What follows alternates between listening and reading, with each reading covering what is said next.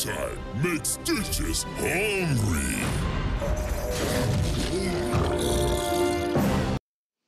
Stitches has got a lot of playtime now recently. China, Korea, which again, if you missed it, please go watch L5 MVP Black. It was awesome. And then in Europe, we had Stitches yesterday. Yeah, we've got Stitches every part of the world now. He's out there, he's playing, but apparently he's just never-ending hunger for that. You know, it's just always sad and always want to find time to somebody to play with. Never enough for Stitches. But that's cool because it means we get more and more. Maybe we'll have one on here. Oh, okay. WARHEAD Junction. Gale Force eSports is throwing it down. After their first win in the series is when they throw the wrench into it. WARHEAD Junction. What do you expect? Because other than Zagara, what do you expect? That's what I'm going to put. Because something else has to come into this, right? Illidan. Illidan? Okay, for Fan, or are we talking for Tempo Storm? Could be either. You're right. No, it could be. Either. That's one of the adaptations that Tempo has been playing more and more from Gale Force is getting the hunt. Dude, this game was the best game from the L5 MVP Black Series on WARHEAD. Oh my! I was dying. It was fun. The fights get so chaotic on WARHEAD. Yeah. I'm thinking back to the last time we casted it with Team Freedom. Obviously, the BlizzCon Grand Finals gets a little nuts. Yeah, that was pretty insane. Abathur's removed for Tempo. Not wanting to deal with that, so already focus on the globals, and I feel like that is not going to be the end. At least the first, I would say, first 4 picks. Several picks. This one is going to be the Dahaka. No, it should be Falset over Dahaka. IMO. Dahaka for the ban doesn't have, not only are there better warriors to be a warrior since we've had so many buffs after the global era hit and, talking about BlizzCon, but Falset has, there's 2 bosses on the map, more boss control, and there's more multi-double warrior composition, so where when I'm only going to have 1 global on my team, I oftentimes really wish it was going to be a Falstad. We know that Gale Force probably first pick a Zagara, but do you think Tempo would? No. I don't know. They first picked Chromie in the last game. I don't know. So my first, if they hadn't first picked Chromie in the last series, I would have been like, not a chance. But they legitimately opened it with like, yeah, we'll just casually Chromie. Oh. Cassia removed. So only 1 global remove. What does Tempo go for? Up, but there's no Abathur. They're going to Greymane with it. I believe. I still think so too. He's so good. They go for the Dahaka. They're scared about losing all the globals. Dahaka over Falstad. Falstad still up. Falstad Zagara. Greymane Zagara. Give it to me. Give it to me, Gale Force. Could be so very epic having the global to be able to match it, having such a powerful skirmisher, or do they go for the Falstad Zagara and just say, nope, we're doubling down on this? What about Greymane Falstad? We have to consider all 3, right? So all 3 of the combos? Yeah, I will say just because Gale Force is shown that they prefer Zag over other globals now, I'm just going with Zag has to be it. That is their global in this rotation. It doesn't have to be, because you are very correct. If this was any other team, I'd say this is a Falstad over the Zag. They go with the Illidan! Greymane! So we got the Greymane, we see the Illidan. All right, so that's Ethereal 100% pick or ban on the side of Tempo Storm in their next 2 rotations. There's no way that thing makes it through after those 2 picks. I say that, but I've seen weirder things. Today is the day of reverse sweeps in HGC. In Korea, we got it in Europe. And the fact that we're talking about a BGenius got the 3-0, I mean, I feel like it is unfair to rule anything out here today because we've gotten a bit of everything. Can't be a reverse sweep here, though. Cannot be a reverse sweep here. That's a good point. We've broken the curse. Yes. While Falstad is still up, Tyrael 2 to deny away from Gale Force. I hope Tempo bans it, not picks it. Then are they scared of Uther with that, though? So then I would just pick the Uther right now. Just take the Uther, let him have the mouth, use that as the pseudo counter if that's what you're afraid of. Or if you don't think that it's a fear, then just take the mouth this rotation. Okay. 3 seconds. Falstad Brightwing, more globals. Yes! So many globals. Hey, dude, I heard you like globals. I'm going to give you a global to go along with the globals. You can global. Why you global? Yeah. You nailed it. Gale Force for their ban. Does anything stand out? I mean, Not really, other than what is objectively absurdly powerful because Tempo is just throwing everything in the global game. With Abathur removed. Well, they know that Fury is still going to need a hero, so I guess if they don't want stage dive too, but I feel like at this point, Tempo's probably like, I think we have enough globals. I don't know, maybe it's like Mana Addict, where you're just like, I need all the globes, I need all the globals. It might be. I'm missing something. There's a big hole in my brain right now. Psalm still doesn't have a pick. Maybe this is a Zeratul ban? It could be a Zera. That could be a good call. ETC. All right. So Tempo Storm, are you going to ban the Zag? Please don't ban the Zag. And now Zaterial comes in. Well, so now Gale Force, what you do when you see this ban is Tempo Storm has gone very focused on their globals. Every pick so far.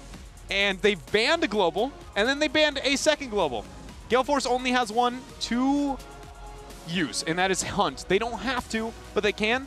So what does Gale Force do? They now transition their entire comp into all-inning team fights. They've already got a death ball, so you commit with that. Like, I'll be honest, I've never seen a Tyrael pick scream so hard in my entire life. And that's saying something. That is like, we have a lot of Tyraels, like, and I wish we had more in North America, but I legitimately, I don't have words. If he's not, he is so impactful in this composition, and he accents everything that Tempo Storm wants to try and avoid at this point in time. And even if you're worried about the globals on the sides, you just take the Hunt and you go Judgment and you blow them up. I am so happy.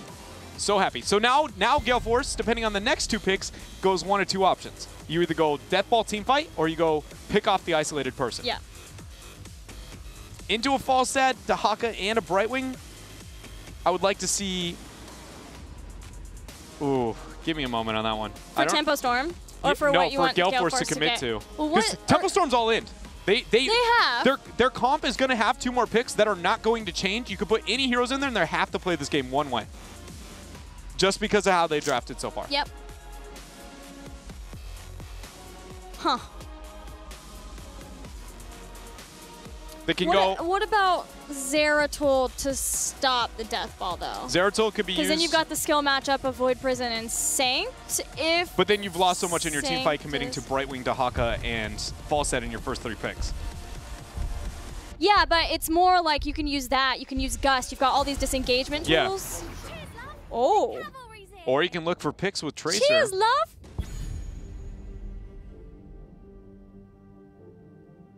Man, this draft, this one's awesome. So with the Tracer, for me, Gale Force should commit to team fighting. Not picking isolated targets on the ones, just go for team fighting. So Sanctification, Sound Barrier. Because if you go Judgment, you can't hit Tracer. A Nubrak's a bad target. Brightwing is a good one, but she can blink heal away onto things. Falstad is questionable. He's the best, and Dahaka is risky.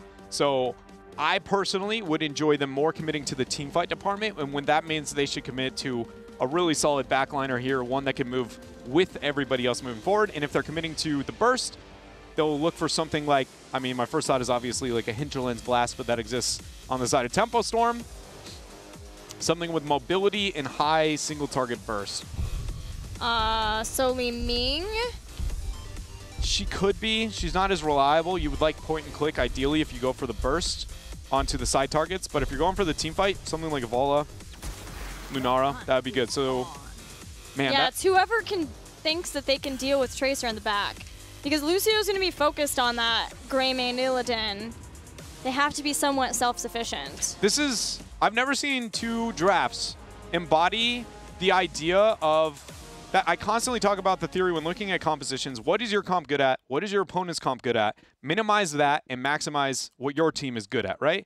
Gale Force has like 5 different ways they can really try and take this game. It's one of the cooler compositions for me, whereas Tempo Storm, again, they're kind of linear. The Tracer added a weird little kind of spice to it, but I wouldn't say it was a huge adjustment. It's going to be Tracer getting picks and then soaking with globals. Right. It's Tracer finding who is going to be caught out, phase shift in, whatever is needed, flight. You've got however many globals it takes to be able to get the kill, and then Tracer is able to make sure that the kill is there, retreating out once she has that.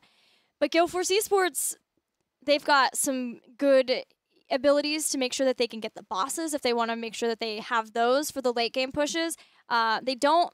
The main thing is, Illidan, is he going to try to hunt to even match at this point, or does he just try to get Metamorphosis and force fights? I think we'll see a hunt to stop one of the globals from being a problem. It's just purely on, we need a little bit of side soak. We need to make sure we can maintain that. But every other part of the composition can go normal, be very offensive. You use the Lunar to slow everybody down. The Sanctification drops. Like, how do you lose with an Illidan, Tyrael, and a Greymane diving onto the backline? But again, Gale Force can risk it, and it can go a very different direction with a leaping strike into the hunt with the Tyrael Judgment, try and pick up Brightwing onto the side with the Falstad, and then gain the advantage in that direction. Yeah, I guess it comes down to if they can really make Tempo Storm come fight them, if they could bait those fights. We'll see. It's 1-1 between these teams as we head to Warhead Junction. In North America, we have seen more of a trend to neglect overall brawling and team fight and go with what I would say more, less generic of approach to compositions of like, hey, what's my team fight, what's yours? We've seen a lot more macro. We've seen a lot more, what if we single target burst, kind of that.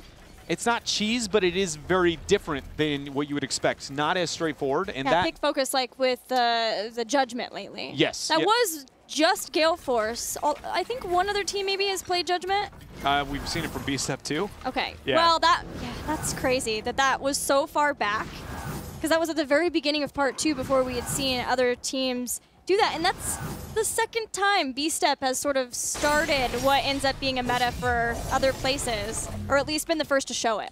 Yeah, and so for this game, Gale Force can do the same. They can commit to that niche style, or they can back out and go to the generic team fight. I would ideally like to see the hunt to be able to match the globals, so you aren't totally getting out wave cleared, and then the rest just go full team fight. June, oh, no, June. Nowhere to run. There's no blink heal yet. There's no minions behind the wall. First blood for Gale Force. Very uncharacteristic of June to be caught out. Not only to be like caught out in picks, Brightwing is very susceptible to ganks, especially early on, not having no mount. But the biggest thing is just, you know, June to be off on his own with no incentive to be out there other than waiting for the minion wave. I don't think I've ever seen him do that. Possibly team was talking about what the game plan was going to be and got caught in that way, or maybe even just that he hasn't played Brightwing in a little while. I think the last time we saw him play Brightwing was one Brax's holdout game, but it is fairly rare to have June play that. Looking at some of the talents for Gale Force eSports, maybe this gives us an indication of where Gale Force wants to go. We have Immolation still for Illidan to make sure that he can not only be able to clear out waves, but maybe even get into the mercenary camps if he and Greymane are both good merking heroes. And then Purge Evil, so more hero damage from Tyrael. That generally has been the norm now, but not even trying to change things up to make him more tanky. What we did see different, though, is the Gathering Storm on the Falstad. Yeah. Not going for, oh, the Pulse Bomb lands on the Mike Udall. He's going to be fine for now. Too much damage here onto Cattle. That was the only interrupt for the Burrow. The Drag's used, the Anubarak Burrow charge is there, and now Akaface looks like he's going to be going down. Fan, one more auto. No, he survives. He makes it out here, and that is going to be a 1-for-1 trade. Same when it comes to the nukes. First nukes have started. Both teams probably just going to drop these off as fast as they can. Tempo Storm's looking at top, so later on, as they can continue to do damage to the top lane, top boss will be a moment for them to maybe be able to get more damage in this top lane. Similarly, in bottom, actually, Crowan has not launched his nuke yet. Instead, doing damage to these towers, maybe he can get more done to the fort. See what he does with it. He's going to drop it. Cattle moves up. Wasn't able to get the drag here. Lucio's looking to join them here, making this a tri-lane. Let's get the pressure outward. It looks like it's going to be mirrored by Tempo Storm on top. I'm surprised Gale Force playing so passive on that bottom lane, knowing 3 members are up on top. It's pretty much forfeited at this point in time, but they're just losing on the laning phase everywhere. Again, purely on just the good wave clear that exists on the side of Tempo Storm, and it's going to get worse as they hit 7. Well, Illidan and Greymane did get a mercenary camp for the bottom lane, so now maybe that can get something started on that fort, more damage. But they've been caught here. Mike Udall hit with the Pulse Bomb. Another kill for Tempo. Allowing Tempo to just back out and take another mercenary camp. It's going to force more members of Gale Force eSports to respect the pressure Tempo has onto the map. And until the hunt comes online, there is not a single global tool for that to be comfortable. Gale Force needs to make sure they maintain an even standing in this game, at least until level 10 hits. It would be very, very bad if they fall a level behind pre-10. Because those globals, they can just further a lead so easily. Yeah. Cattle was able to save the fort too, so that's some experience that Gale Force weren't able to get yet. Although it's low enough that eventually if Gale Force makes the rotation, they can get that. Akaface is still trying to help out. Greymane's coming down too. Illidan dealing with the top lane mercenary camp. That was snatched away by Tempo Storm. What do we see happening over the next couple of seconds here? We have another nuke that is going to be spawning. Yeah, we're going to have the 4 nukes phase. Yeah, and just who that is going to benefit Tempo Storm right, with all their globals. It's just a lot of this is all about Gale Force, again, just hitting their 10 mark, where they want to go, because their composition, everything we've talked about doesn't matter until 10, till we see the hunt, till we see whether it's Judgment or Sanct, and then go for the throw. Everything else about their comp is kind of just waiting it out for now. Gale Force did pull down some of the members of Tempo Storm by being found out at the boss, while still keeping Illidan and trying to soak in all of the lanes to catch up. So trying to slow down if they can Tempo Storm, but Tempo quickly take a tower, trying to further that lead, trying to get heroic abilities over their opponents. And all 4 warheads will be deploying in 10 seconds. Where is everybody going to move? Illidan is still on his own on top. Psalm takes a bit of damage here, as we have the 3 on bottom, and Nubarak is moving to be able to get the channel on bottom. That is where he is going to start. So 1 for free, given over to Tempo Storm. 2 with fall stats up on top. What about the 3rd and the 4th? Fan ends up getting 1. Equinox goes in, sets down the smite for Might Udall, drops the pulse bomb. Things are fine. Nobody gone down yet. Tempo could just give these up. They've already traded out. Might Udall trying to get away from Psalm. Similarly, Cattle getting back from Equinox, who's been caught by Fury, who dives into the middle of Gale Force eSports. Equinox dives to his Eldruin. Friend or foe is going to allow him to get out. Equinox, oh my goodness. I have no idea how he did not take damage, but he manages to back. He is fine. 3-1 when it comes down to those warheads have been obtained due to the globals of Tempo Storm, but Gale Force has caught up a bit in experience.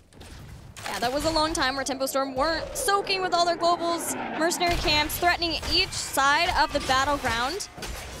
Tempo using one of those nukes, maybe holding the other 2 until they can get heroic abilities and try to take a boss right away.